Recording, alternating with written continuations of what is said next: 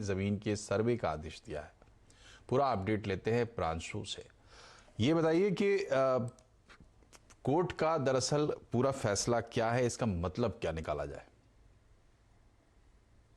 1991 से ये जो याचिका थी ये कोर्ट के समक्ष थी और 1991 से लगातार इस मामले के ऊपर सुनवाई नहीं हुई और अब वहां की स्थानीय अदालत ने ये कहा है कि राज्य सरकार एएसआई यानी कि पुरातत्व विभाग के जरिए एक 5 सदस्यीय टीम बनाए जिसमें 2 लोग कम से कम अल्पसंख्यक वर्ग के हों, अल्पसंख्यक समुदाय से हों और उसके तहत जिसकी इस पूरे परिसर की एएसआई की एक जांच कराई जाए। हालांकि इस पूरे मामले में इंटरेस्टिंग चीज बात यह भी है, एक रोचक तथ्य ये भी है कि इस याचिका को 90 के दशक में ही हाई कोर्ट के अंदर जो है चुनौती दी गई थी और कहा गया था कि यह याचिका मेंटेनेबल नहीं है। जो उपासना स्थल अधिनियम है, places of religious worship act 1991 का है, उसके तहत इस पूरी याचिका को चुनौती दी गई थी। इलाहाबाद हाई कोर्ट ने इस याचिका को सुना तो जरूर, लेकिन उसके बाद कोई निर्णय नहीं दिया और जो निचली अदालत की जो कार्रवाई थी उस पूरी कार्रवाई को के खिलाफ कोई स्टे भी नहीं दिया। लिहाजा 2019 में जब एक आप कह सकते हैं कि जो एक फेवरेबल एक पॉलिटिकल एनवायरनमेंट था,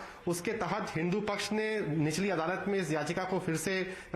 इसको परस्यू किया और परस्यू करने के बाद निचली अदालत ने निर्णय दिया है। लेकिन दोनों इस पूरे मामले से जुड़े जो वकील हैं वो कहते हैं कि हाईकोर्ट के अंदर भी इस याचिका को लेकर के सरगर्मी तेज है और बहुत जल्द हाईकोर्ट उस याचिका को के ऊपर अपना फैसला दे सकती है, जिसके तहत सुन्नी सेंट्रल वक्फ बोर्ड ने ये मांग करी थी कि जो निचली अदालत में याचिका दाखिल की गई है उस याचिका की मेंटेनेबिलिटी को रद्द किया जाए, उस याचिका को खारिज किया जाए।